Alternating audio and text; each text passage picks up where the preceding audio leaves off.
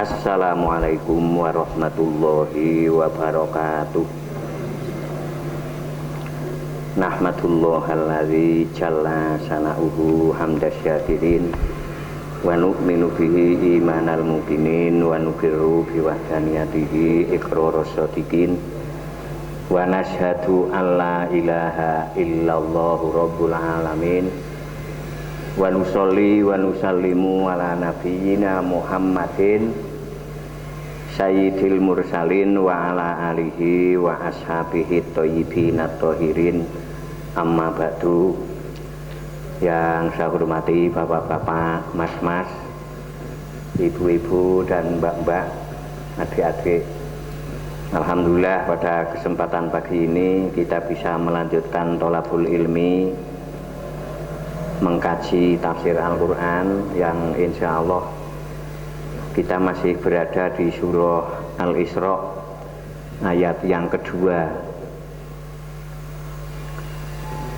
ayat yang menjelaskan tentang anugerah besar Allah yang diberikan pada Nabi Musa, yaitu Alkitab. Yang Alkitab ini dijadikan Allah sebagai panduan petunjuk bagi Bani Israel, yaitu tentang akidah tauhid. Allah tattakhidhu min duni wakila. Nah, karena sejarah para rasul ini sangat penting, maka kita bertahan di surah Al-Isra ayat yang kedua ini mungkin sampai 4 kali pertemuan. Ini baru 1 kali pertemuan, agar kita tahu apa faedah dan manfaat kita memahami sejarah para rasul. Ini sangat penting. Kemarin dalam muqaddimahnya kita menggunakan surat Hud ayat yang ke-120. Ini kita ulang lagi. Tolong mas, surat Hud ayat 120.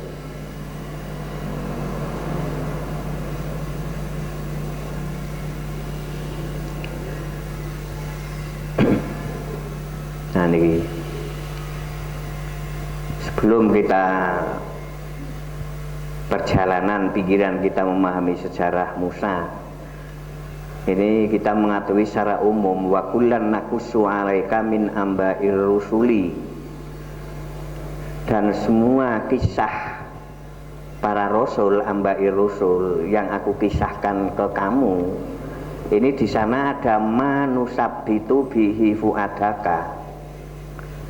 Ada sesuatu faedah, yang faedah itu membuat hati kamu menjadi teguh.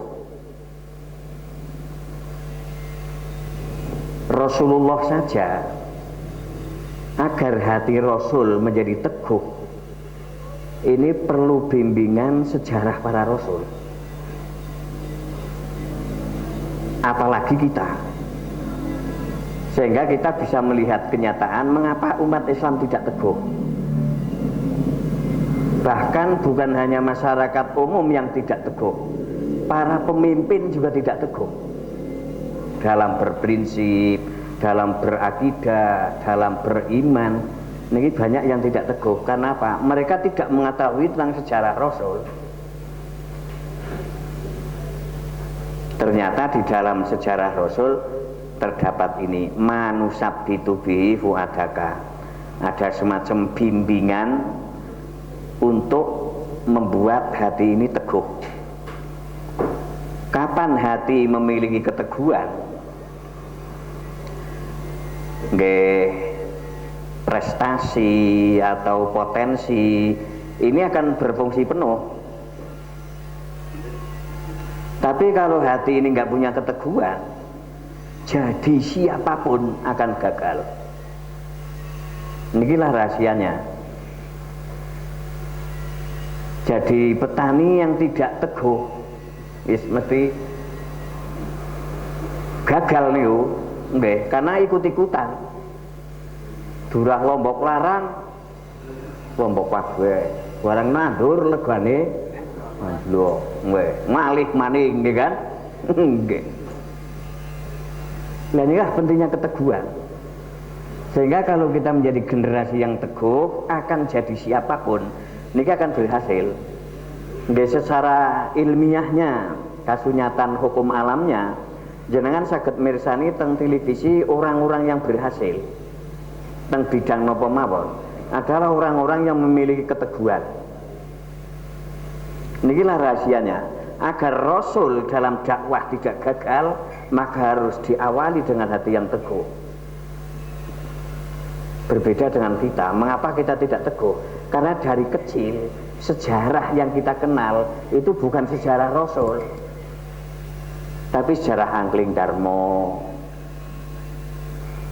Darmo Gandul, Gandulan Darmo, nggih.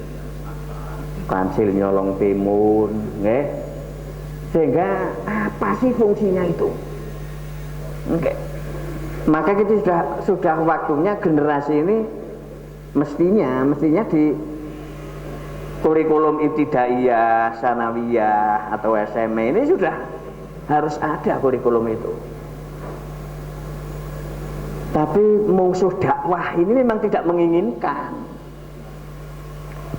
Sehingga di seluruh pendidikan, lembaga pendidikan non formal yang Islam ini juga ikut-ikutan tidak menceritakan sejarah Rasul, terutama lembaga-lembaga raksasa.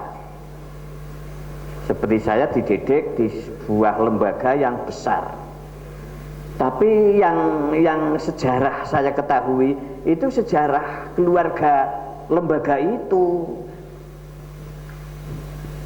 Gus Sopo nek paring jarine tayang trangkring nang pucuk gedang. Lho niki nggih. Lah niki lah hurufat ya akhirnya jadi generasi tetap tidak teguh. Lah, mengapa kita gagal? Ya disinilah rahasianya. Lah oleh karena itu kita mengkaji sejarah Rasul agak detail agar kita mulai sih gagal ya memper karena nggak punya keteguhan.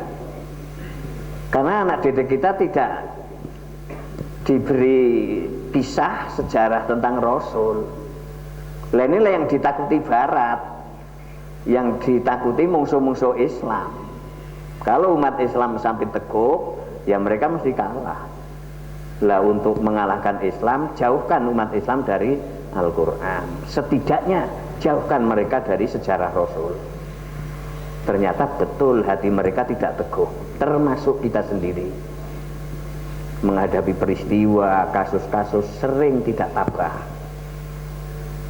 Karena tidak ada pendidikan yang untuk membuat tabah. Manusab itu bihi fuadaka. Inilah yang pertama kali fungsi mempelajari sejarah Rasul agar membuat hati kita ini teguh. Termasuk Rasulullah Sallallahu Alaihi Wasallam sendiri memiliki keteguhan. Ini karena niki sejarah Rasul dipahami betul. Rasul-Rasul sebelumnya. Wajah akafi hadhil haq fi hadhihi, di dalam kisah Rasul, Ambair Rasul, di sana ada kebenaran yang pasti benar nih. Sejarah kancil nyolong timun, kebenaran apa yang ada di sana? Tapi karena kita nggak memahami wahyu, sehingga agama kita ya tiru-tiru manut. Le mau nang sekolah diulang opo, kancil nyolong timun, nggak ada kebenarannya itu. Sementara sejarah yang pasti benar, al-haq, malah kita jauh, sehingga kita nggak punya keteguhan. Mengapa kita gagal? Ya ini dilihat dari ilmu sejarah saja kita sudah disimpangkan. Ini yang kedua. Yang ketiga, wa mau'idatul. Di dalam sejarah para rasul, di sana ada nasihat-nasihat baik. Ada mau'idah yang baik. Ini makin kita akan mempelajari siapa Musa Dan ada pendidikan apa di sana?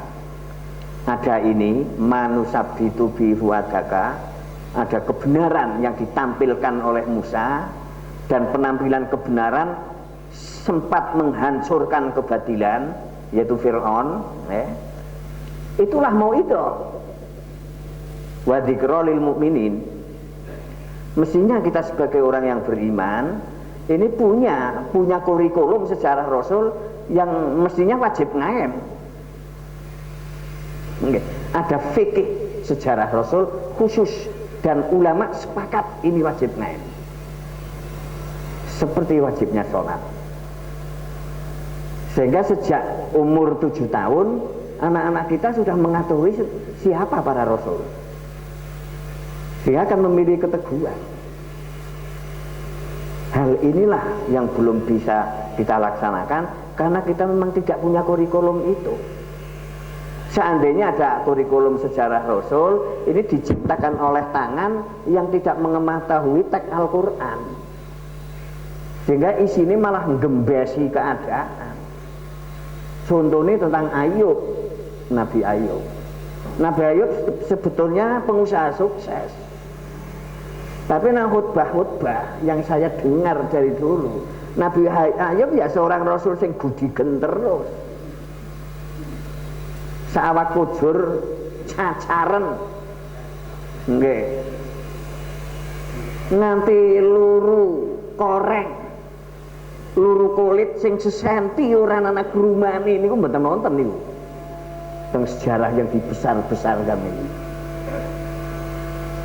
Karena apa? Penulisnya itu tidak memahami wahyu, sehingga yang mestinya mereka tujuannya membela Islam dengan sejarah Rasul malah menghancurkan Islam. Siapa Nabi Ayub? Gudigen, sehingga tidak menarik. Nah, kita awali dari sejarah Ibrahim yang kemarin. Kita mengenal Ibrahim remaja, Ibrahim muda, dan Ibrahim sepuh. Ternyata memang aktivis total dalam melawan ketidakadilan. Dan ini Musa makin ngedos niku.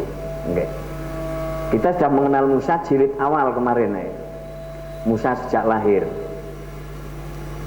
Ini nanti ada pendidikan di sana mau itu. Wa dzikra dan peringatan-peringatan.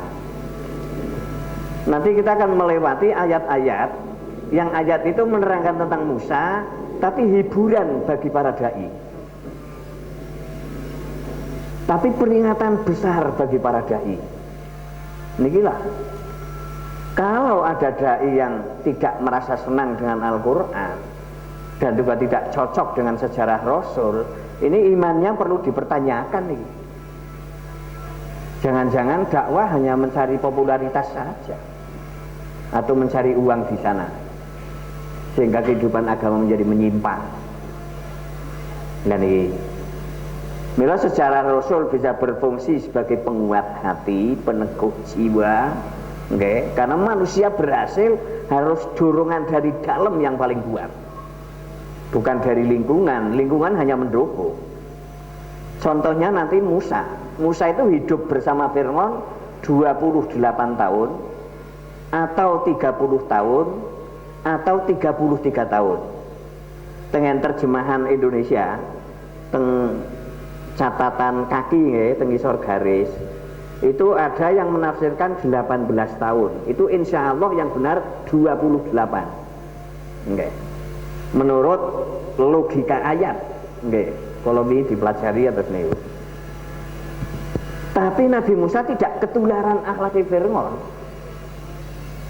Nih, berarti manusia itu berhasil. Itu yang paling penting, dorongan dari dalam. 28 atau 30 tahun kemarin Nabi Musa bersama Fir'aun di istana Fir'aun, tapi mboten ketularan kalih karakter Fir'aun. Inilah dai yang disetting Allah untuk menjadi pelajaran bagi kita. Zikra mau idhoh peringatan dan pelajaran. Inilah sebagai mukadimah agar kita punya semangat mempelajari sejarah Rasul, ternyata di sana ada rahasia sebuah pendidikan yang membuat hati kita teguh. Manusabitu bihu akad. Kalau hatinya tidak teguh, wis jadi sinten mawon mesti ora teguh nih. Nggak jadi prajurit nang tengah-tengah perang mesti melayu, ya kan? Akhirnya gagal jadi komandan nih. Nah niki. Jadi sinten mawon kalau nggak punya keteguhan mesti gagal. Dan di sana di dalam pelajaran Amba'i Rusul, kisah para rasul, ini ada kebenaran yang pasti nih. Dan ada nasihat yang baik, mauidhah, dan ada peringatan-peringatan yang baik pula bagi orang yang beriman. Cukup nih sebagai mukadimah, mengulang mukadimah yang kemarin. Lah untuk Musa jilid 2 nih. Musa jilid pertama kita mengetahui Musa sejak lahir. Nggih nuwun sewu dengan bahasa yang paling mudah kita pahami, bayi abang nggih. Bayi abang, Nabi Musa bayi abang. Ini sudah harus pisah dengan ibunya. Niki nek ibu-ibu bisa merasakan sekali. Mengapa harus dipisah? Karena ibunya takut disembelih Fir'aun. Sebab memang sudah ada peraturan keturunan Israel laki-laki harus dibantai. Jadi pejantan yang keluar dari bangsa Israel harus dibunuh. Yang dihidupkan yang betina-betina. Itulah rezim yang zalim. Generasi yang pejantan mesti dibunuh. Senajan katoni wong wadon. Hilang. Banyak perempuan-perempuan yang orasinya mengkritik mereka langsung hilang. Inilah karakter rezim seperti itu. Kalau ada yang kelihatan jantan, yaqtuluna abna'ahum. Fir'aun seperti itulah. Ibunya Musa ini khawatir, wah bayi ini menora disembelih Fir'aun, kemudian diberi wahyu oleh Allah agar dimasukkan kotak, pelajarannya kemarin, agar dikelekake teng kali sungai besar. Ini itu bisa membayangkan betapa sedihnya ini. Bayi yang masih abang harus dipisah, mani dikeleke nang kali. Pikirannya kan nek caplok boyo brige, nek njur kotrake ngantem watu, njur glewang mengkurep, njur kotrake kebek banyu brige. Disinilah Allah campur tangannya di sini. Inilah pelajaran yang bisa kita ambil, bahwa hidup ini Allah campur tangan. Orang jor Swiss lahir dijidorake. Enggak. Inilah peraturan-peraturan yang bisa kita pahami. Dan ternyata ditemukan keluarga Fir'aun. Di sanalah Musa bayi hidup. Sehingga perkembangan visinya terjamin karena meleknya melek istana, bukan tajin. Sehingga memang nalika pingin keluar dari istana, berarti istana Fir'aun di kampung, tidak di metropolitan. Sama dengan negara-negara yang lain seperti Indonesia. Istana presiden nang Bogor, kan nang desa, mboten teng Jakarta. Mila nalika Nabi Musa ke kota, lah berarti memang keluar dari istana, keluar dari kampung, masuk kota. Wadah holal Madinah, pelajaran yang kemarin. Nang kota malah ana wong gelut, wong Israel karo wong Mesir. Lah wong Israel njaluk tolong Nabi Musa kon ngrewangi njur dipenggah, wong Mesir malah mecicil nglawan, langsung dijuotos malah mati. Nikilah bahwa Musa ini sangat perkasa. Mane ora jerik mateni niku kurang ngeling natok. Berarti naling jotos kan ora seru banget. Lha kan gidal. Wah, berarti kayak jenengan mateni semut nganggo bodhem 12 kilo. Gletak natrok ngoten wis meletet nggih. Nikilah perjalanan. Ternyata hati Musa tidak ketularan lingkungan. Berarti teori behaviorisme Niki tidak 100% benar. Contohnya Musa tidak dibentuk oleh lingkungan, karena dia hidup di lingkungan Fir'aun, tidak ketularan Fir'aun. Inilah pelajaran yang bisa kita petik. Mestinya referensi hidup bukan ahli filsafat, tapi Rasul Allah, itu pasti benar. Tapi kita mengenal di lembaga-lembaga justru para ahli filsafat yang menjadi teladan hidup. Inilah penyimpangan-penyimpangan. Tadi ini Musa jilid awal lah. Setelah Musa 30 tahun atau 28 atau 33 pingin keluar dari istana, ternyata malah nang Mesir menggah wong ditempeling mati. Akhirnya Musa nggak berani pulang ke istana. Lah settingan Allah di sini. Karena apa? Musa sudah cukup mengetahui tentang karakter orang yang nanti akan dihadapi. Ternyata biang kerok kerusakan adalah Fir'aun, dan kedepannya nanti Musa itu disuruh mengingatkan orang itu. Inilah dakwah. Pertama kali disampaikan adalah orang terdekat seperti Rasulullah. Fir'aunnya Rasulullah adalah Abu Jahal, bapak pamannya sendiri. Begitu juga Musa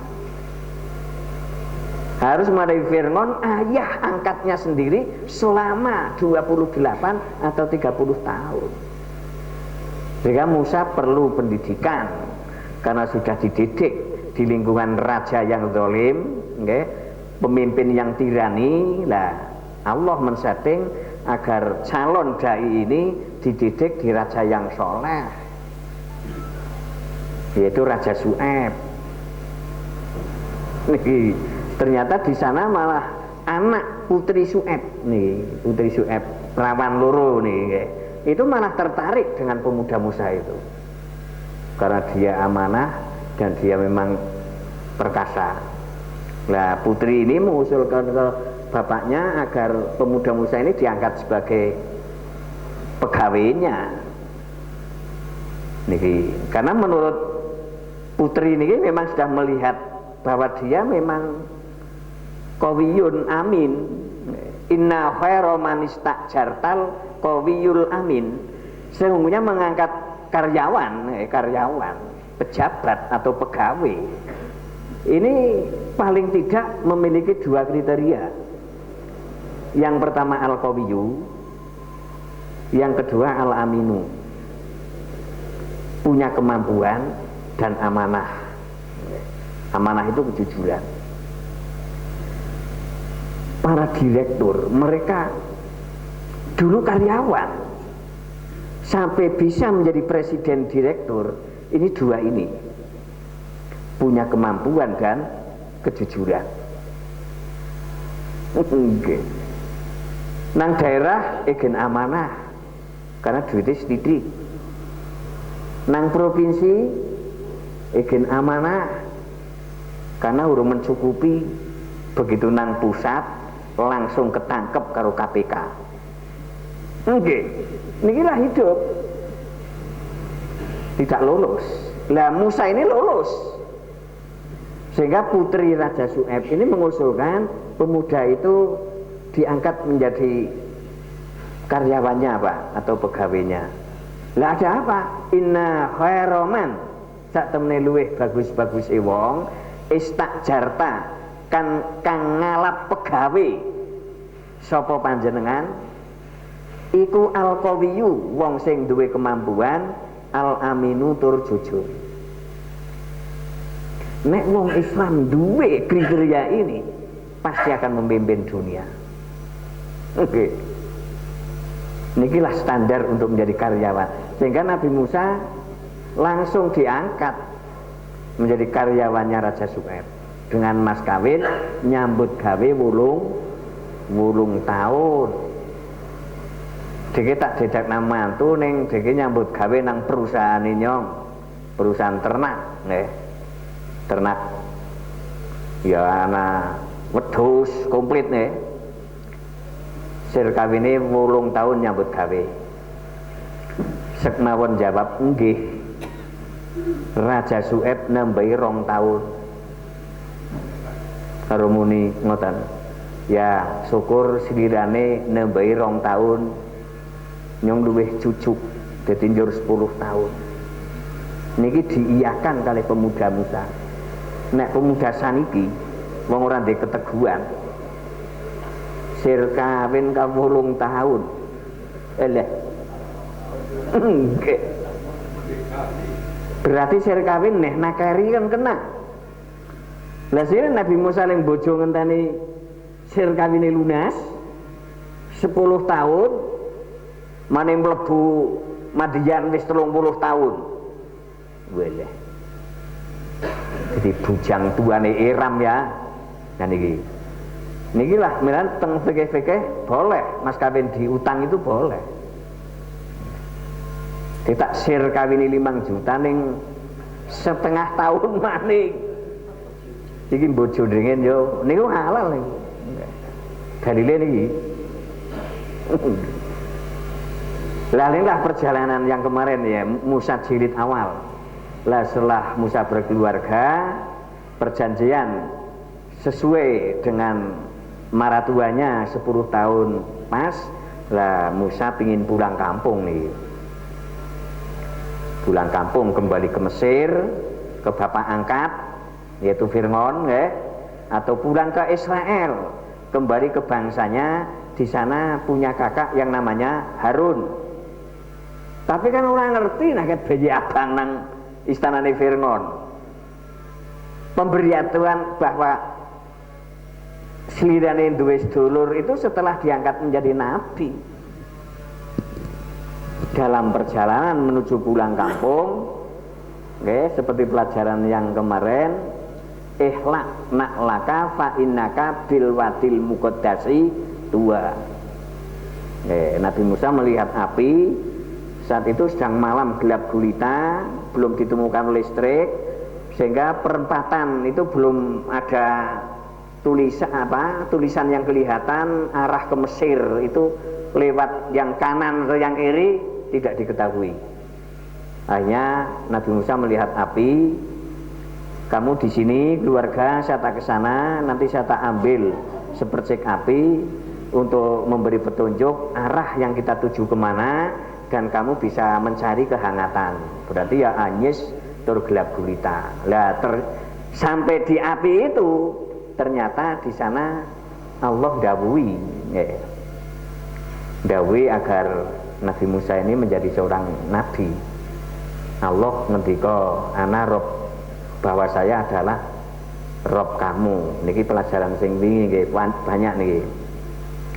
Singkatnya ya, setelah Musa ini yakin, diyakinkan Allah, kemudian Allah dawuh agar kamu nanti setelah sampai ke Mesir maka temui Fir'aun.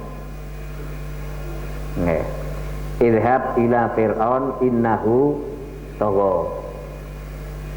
Dan inilah Musa jilid 2 jilid 2 berarti memang Musa sudah diangkat menjadi nabi dan kerasulannya diangkat bersama Harun, bersama Harun.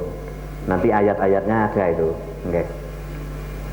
Nah, sebelum menghadapi Fir'aun, karena Musa sudah betul-betul mengenal Fir'aun, karakternya itu sudah tahu persis. Kuapan ngudung sikap, ngoten kuapan anak partai sing oposisi bubarkan. Kados niku karakter ini. Jadi paham betul. Mila saderenge ketemu Fir'aun, ya Musa harus diberi bekal. Seorang rasul bekalnya ya mesti mukjizat. Lah sebelum nanti ketemu Fir'aun, Musa menyampaikan mukjizat. Ayat yang kemarin ini Musa dilatih dulu oleh Allah. Dilatih sampai sukses. Nek bahasane jenengan kan gladi bersih. Sebelum tampil kan digeladi sampai bersih dulu. Begitu memang sudah siap baru. Sebab nek ora dilatih, tidak ada gladi bersih, ojo-ojo nang kono malah mirangake kan. ternyata betul. Nggih, seperti ayat yang kemarin, begitu Nabi Musa didhawuhi nguntalake tekene, nggih, teken yang biasa untuk ngarit nih, untuk angon wedhus, terus diperintah Allah agar dilemparkan. Setelah dilemparkan, tongkat ini menjadi ular. Wa alqiyasoka falamma ra'aha tahtazu ka'anna jannun wala mudbira walam yu'aqib. Begitu tongkat sing dibawa pulang kampung, tongkat ini biasa nggo angon wedhus, nggih. Biasa nggo tekenan nek dong dalane angel. Dan manfaat-manfaat yang lain niku oleh Allah didhawuhi agar dilempar, nggih. Jatuhkan tongkat kamu, wa alqi ngasoka. Begitu dijatuhkan, Musa itu melihat itu sudah berubah menjadi ular besar. Ka'annaha janun. Ini malah ular. Niki wala mudbiron. Nabi Musa ini berbalik ke belakang. Walam yu'aqib. Boten wani mangsul malih niku. Berarti kan wedi. Lah niki. Nikilah pendidikan agar tidak menjadi generasi yang minder, ya. Harus dihadapkan dengan hal-hal yang mengagetkan seperti itu. Tiba-tiba tongkat menjadi ular. Ternyata Musa yang perkasa, sing nempeling wong mandan lirih bayi mati, ternyata mentalnya perlu dididik agar menjadi pemberani. Inilah keseriusan dakwah. Nggih. Jadi dakwah bukan sembarang pekerjaan. Dakwah itu pekerjaan yang paling sulit karena harus mempersiapkan dengan kesiapan semuanya. Inilah perjalanan yang bisa kita ambil pelajaran wa mau'izah. Tidak boleh minder. Sunnah.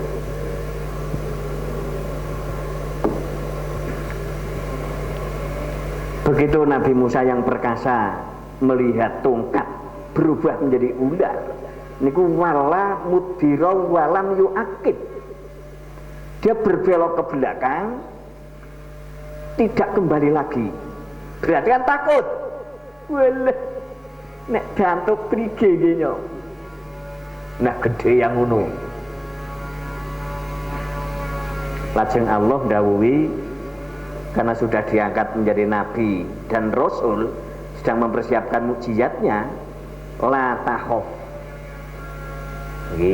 Berarti beliau Musa ini berbalik ke belakang tidak kembali lagi, kan memang jiwanya takut nih. Milo Allah mengungkap la takhaf. Kamu jangan takut.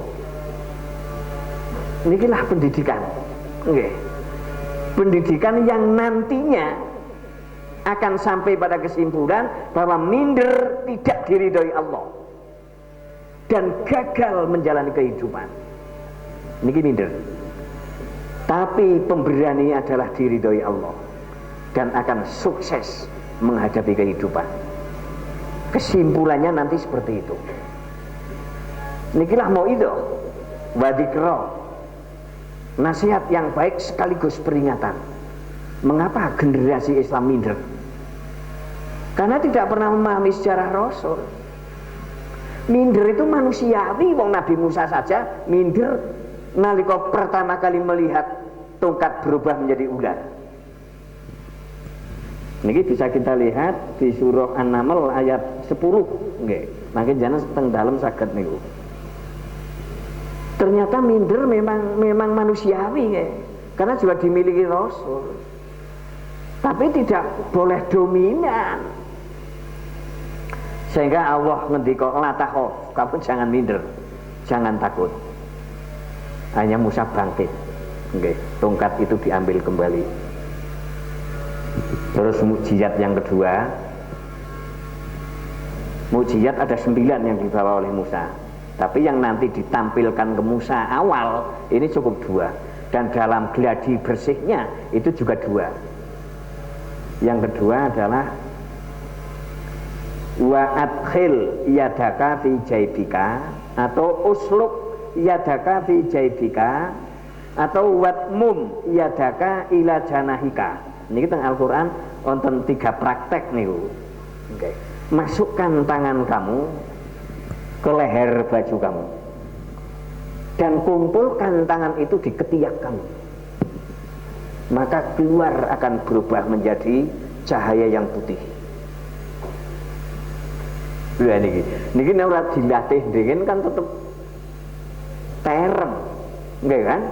Ujug-ujug nang ngarepe Fir'aun aling praktek. Nah, nana wong wedi weruh ulane. Nanti ada takut lagi Nabi Musa. Nikilah pendidikan. Metode Al-Quran bagaimana merubah rasa takut menjadi pemberani. Itulah sukses. Inilah perbedaan dengan Fir'aun. Jadi Fir'aun terus menciptakan teror-teror, bagaimana umat ini menjadi takut. Nah, saat takut itulah mereka akan mudah dijajah. Dan kita gagal mengelola negerinya sendiri. Pelajaran seperti itu. Nggih. Niki la takhaf, nggih. Inilah yakhafu ladayal mursalun, di sisiku ladaya enggak ada mursalun yang takut. Berarti akidah. Kalau kita sudah yakin berpegang teguh pada Allah, ya wedi karo sapa? Nggih, wong semuanya ada di tangan Allah. Mila Rasul enggak pernah takut pada Abu Jahal. Walaupun teror terus diciptakan. Karena Rasul yakin bahwa Abu Jahal tetap di tangan Allah. Inilah pendidikan. Nggih. Inilah yakhafu ladayal mursalun. Wahai Musa, nggih. Ini Musa dewasa yang akan saya siapkan menjadi nabi dan rasul agar bisa merubah kerusakan menjadi kebangunan, kebatilan menjadi hak. Niki tugas dai. Lah otomatis dibekali bekal yang Fir'aun itu nanti tunduk. Niki ya satu-satunya itu mujizat. Karena Fir'aun ya dilingkari tukang-tukang sihir, dukun-dukun tenung, tukang-tukang sihir ini melingkari di istana Fir'aun.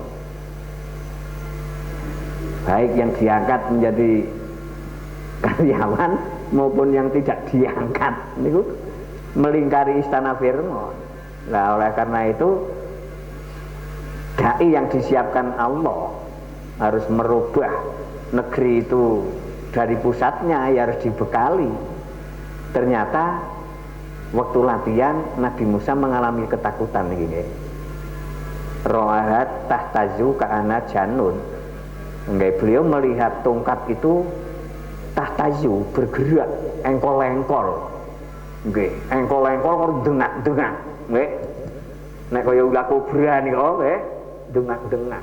Akhirnya Musa kan wala, nggih, wala, berpaling, nggih, mudhiron, mungkur, nggih, mungkur niku menengok ke belakang, berarti mundur nih. Walam yu'aqib, dan tidak kembali lagi. Beratan wedi. Mila lajeng Allah ngendika ya Musa la takhaf. Wahai Musa jangan takut. Nikilah guru besarnya Rasul itu Allah. Nih. Sehingga guru besar yang baik, kalau ada generasi yang diharapkan menjadi pemberani tapi masih memiliki ketakutan-ketakutan, itu tetap dididik. Orang udah disantlap bocah kajian tementak boten. Tetap dididik dengan baik. Ya Musa la takhaf, jangan takut. Para utusanku tidak ada yang takut di sisiku. Dan ini menghadapi siapapun. Inilah yang kemarin dari Musa sudah dilatih bagaimana cara memfungsikan mukjizat itu. Sehingga begitu nanti dia ketemu Fir'aun niki sudah siap. Pun nggih, Musa jilid awal sudah selesai kita pelajari. Lah kita mempelajari Musa jilid 2 nih. Idhab ila fir'auna innahu tagha. Niki lah di surat Toha. Surat Toha surah yang ke Surat Toha 24. Idhab ila fir'auna innahu tagha. Pergilah kamu menuju Fir'aun, karena Fir'aun sudah melampaui batas. Nggih, melampaui batas niku kezzalimane wis sangat zalim, nggih, tiraninya juga sangat tirani, arogannya juga sangat arogan. Tagha niki munan, nggih, tagha. Togok. Togok nan gambale kan telucur. Nggih. Togok nggih. Tengah lampu wayangan niku togok. Nih Firman sudah menjadi togok. Kamu pergi ke sana. Lah niki lah dakwah, nggih. Jebul dakwah niku memang pekerjaan yang sangat sulit. Jika ingin mengadakan perubahan dari kerusakan menjadi terbangun kembali. Kehidupan yang rusak menjadi dibangun kembali. Sehingga menurut Allah, nalika Allah melatih Musa di gurun Sinai, nggih, di Bilwadil Muqaddasi tua itu, nggih, di lembah Sinai niku, nggih, bukan di gurunnya tapi di lembahnya Wadil Muqaddasi tua. Ini sudah dilatih menampilkan 2 mukjizat lulus. Mira Musa melanjutkan pulang kampung, nggih, sampai ke Mesir dan sudah ketemu dengan keluarga. Tapi di ayatnya tidak ditulis nih. Sudah ketemu dengan Harun, nggih, sebagai keluarganya. Lah Allah perintah idhab ila fir'aun. Ternyata Musa masih mengusulkan nih. Nikilah keindahan dakwah, nggih. Dan keindahan hubungan Allah terhadap hambanya. Jadi kita akan menjalankan perintah Allah. Kalau memang menurut kita belum ada kemampuan, kita boleh usul. Inilah pelajaran yang bisa kita petik.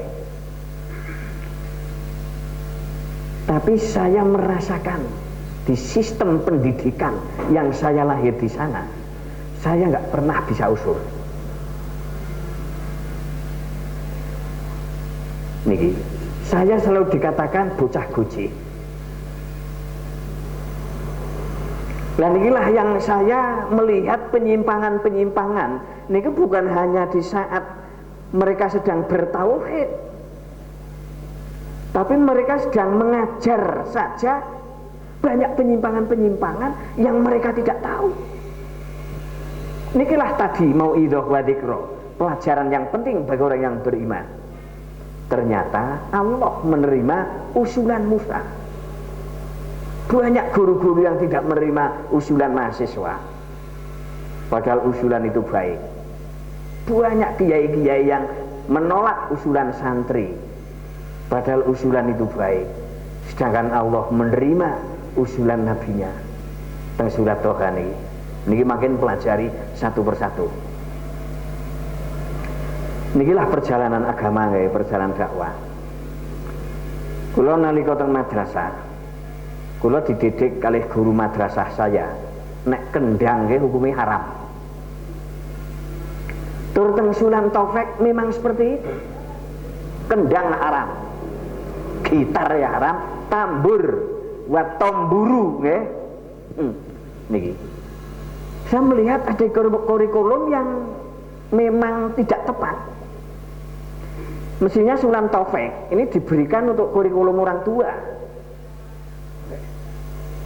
seperti kita, tapi malah dipaksakan di umur anak-anak, sehingga guru saya menerangkan nek tombur kendang itu haram. Lah begitu saya mulai Jumatan, saya di masjid melihat ada beduk. Apa bedanya kendang karo beduk? Malah mbahne kan itu, mbahne kendang. Iki. Nalika guru sing mengharamkan kendang tak jagi jemuahan bareng.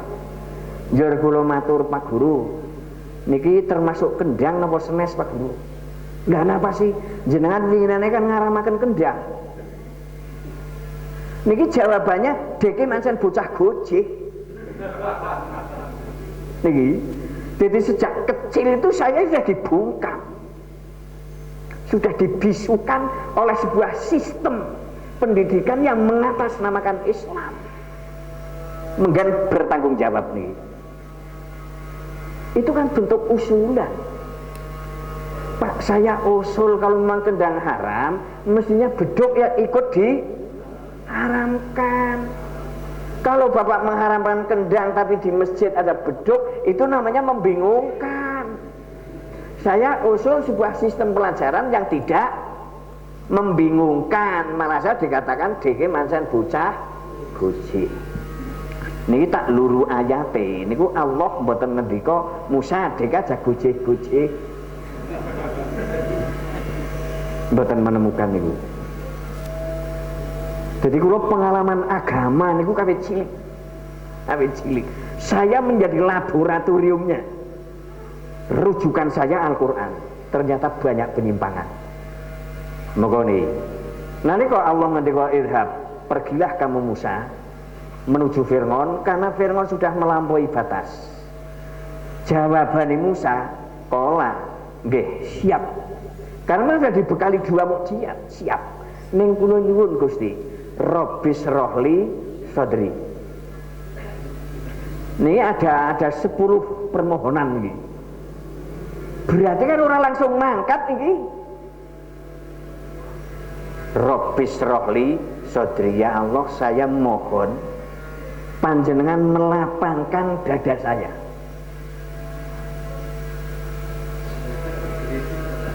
Niki kula saling mikir berbulan-bulan niki.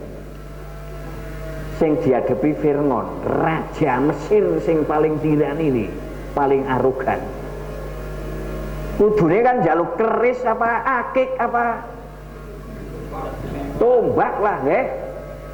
Niki kasih dijaluk lapangkan dada saya. Sebab Nabi Musa jaluk keris. Kerise Fir'aun luweh akeh. Luwih trek-trekan jaluk akeh eleh mboten payu nang ngarepe Fir'aun akeh. Akhir yang diminta nih, Masya Allah, untuk menjadi pemimpin besar lapang dada harus dimiliki.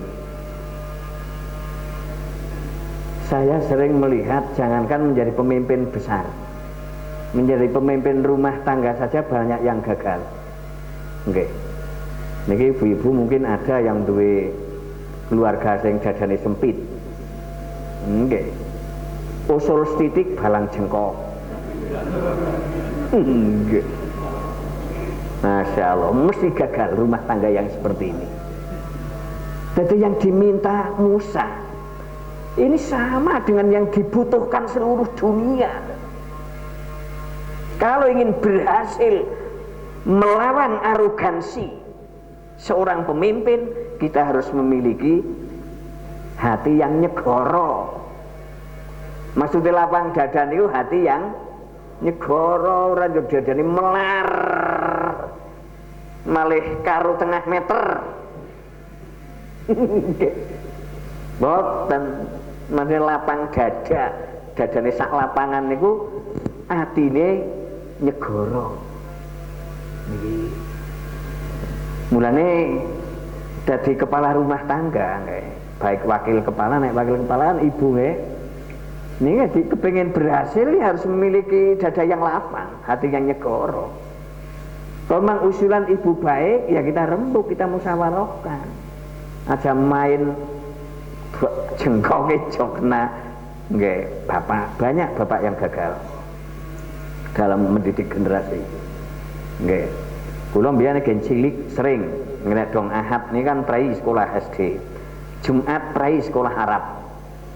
Nggih, lebar Jumatan karena sore ora arep sekolah. Niku kula sering dolan. Lah kula nyelukna kancane kula. Niku nangis niku. Njur metu, ngapa sih nangis? Damuk biung. Lah ngapa sih damuk biung? Njokot endruk. Niki. Jadi njokot endruk mon damuk yen. Niki lah. Jadi kegagalan hidup niku diawali dari hati yang tidak nyegoro. Wong paling-paling nduk jokot ngamuk niki. Hal-hal seperti itulah yang menyimpang tapi tidak tahu kalau itu menyimpang. Karena apa? Karena wafilun. Ngene bahasane Rocky Gerung dungu. Karena dungu, jadi tidak menyadari kesalahannya. Monggo, nggih, kita pingin jadi kepala rumah tangga yang berhasil, menjadi kiai yang berhasil, menjadi guru yang berhasil, menjadi dai yang berhasil, milikilah dada yang lapang, hati yang nyegoro. Kan wonten iki nggih, Bu cerita, nggih. Nalika kenalan niku garwane janji, "Nduk, nek kowe gelem dadi bojone nyong, sok tak tukokna anting-anting 4 gram." Zaman biyen kan 4 gram oleh kebo. Wah niki kan janji niki. Saestu ndek putra setunggal, boro-boro 4 gram, 1 gram mawon boten niki nggih. Lah barang duwe putra kalih kan mencoba mengingatkan, "Mas, ngapa kados riyen waktu kita kenalan kan jenengan pernah janji ajeng numbasaken eli-eli 4 gram lah niki pun anak loro nggih mboten ditumbasaken pompong panane lombok mandan akeh niki malah suara sing metu muni maning jal, muni maning. Niki kan banyak tokoh-tokoh seperti itu. Akhirnya gagal menciptakan rumah tangga yang baik. Nikilah pentingnya lapang dada. Gerinduk, nggih riyen kula kelingan kan, jan kan nyelukaken kula semati isin. Lebu arisat selukna jenengan janji kan teng ngarep madrasah. Wonten nggih. Gere ya nggih ya maju usah 4 gram 40 gram wis mesti langsung angsal kelon seret banget Ibu. Monggo nggih kita pelajari rahasia ini. Ternyata Rasulullah juga seperti itu. Alam nasroh laka sadraka. Allah melapangkan dada Rasulullah selapang-lapangnya sehingga menghadapi keluarga dekat yang memusuhi dakwahnya ini tetap lapang. Okay. Bahkan menurut riwayat, pernah Rasul diundang Abu Jahal pura-pura sakit. Tapi depan rumah Abu Jahal sudah dibikin lubang sumur untuk menjerumuskan keponakannya. Rasul tetap datang nih. Inilah bukti kelapangan dada. Ya nek jenengan sing dadi dai, weruh pamanane cengel kados niku lara. Njur dikebari pamanane lara dul jedor, ledenge jedor. Niki. Dai saniki kados niku, nggih. Masya Allah, tidak memiliki kelapangan dada. Niki rasanya melihat antara Musa dan Allah terus diskusi niki. Terus ngerembuk bagaimana masa depan dakwah agar berhasil. Ternyata Musa menyadari saya akan kalah dengan Fir'aun jika tidak memiliki dada yang lapang. Sebab muruh Fir'aun mon wis hawane jotos. Niki. Wis mesti kalah niku.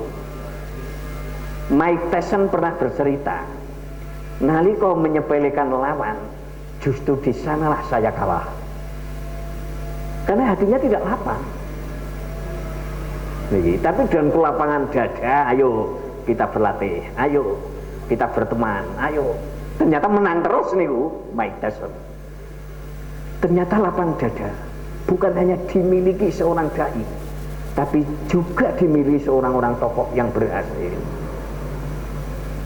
Jenengan duwe wakil teng pusat paling mengidolakan kan dia, tapi begitu sidang idamane jenengan pendapatnya ora dinggo, njur junjung kursi, njur duntalna, jenengan mesti kecewa.